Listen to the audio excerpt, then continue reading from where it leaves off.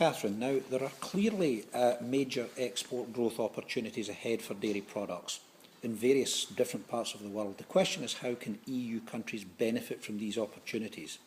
So do you think that countries need a national plan, like Ireland appears to have developed, to get organised, or can companies do this individually?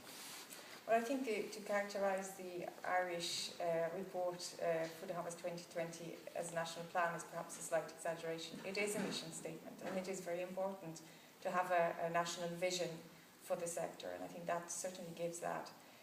But it is equally important that the companies themselves then get on with making the plans and the investments that are required to actually carry out and avail of the opportunities on the global markets. So you need a combination of both.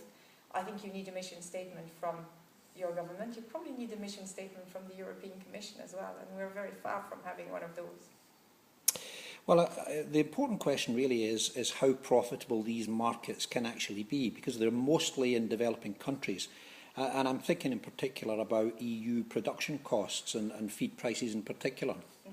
I think that's a very valid concern. And, you know, we are hearing a lot about demographic growth. We are hearing a lot about the growth in the numbers of middle-class consumers, you know, in emerging countries. But I'm a little bit concerned by the definition of middle class, which consists basically of having a disposable income of between 10 and 100 euro or dollars per day, which is, you know, you'd have to question then the ability, the affordability of the products that the European Union can afford to put on the marketplace. But you would have to hope that that would actually improve over time as, you know, we genuinely see growth in disposable income in middle classes in the emerging countries. Now, do you think that co-ops or private dairy companies are better placed to secure this growth in export markets, or does it not matter? I don't think it matters in terms of securing the growth. What matters is what your priority is. Speaking as a farmer representative, I prefer to see cooperative involved because I know that their priorities in terms of where the returns from the marketplace are coming back to will include a price for the farmer. Whereas obviously private companies have shareholders and dividends and other concerns and would expect a stronger profit return from the marketplace probably. But I think in terms of actually delivering the goods and seizing the opportunities, if you're looking at it as a pure business case, I don't think it matters a great deal.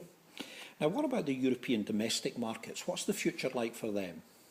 Well, I think it's clearly a very mature market, a market in which, unless you're involved in you know, high levels of innovation, it's very difficult to make much of an impact. Certainly in the last few years we have seen a great deal of tightening in the margins available for dairy companies because the retailers are getting increasingly aggressive.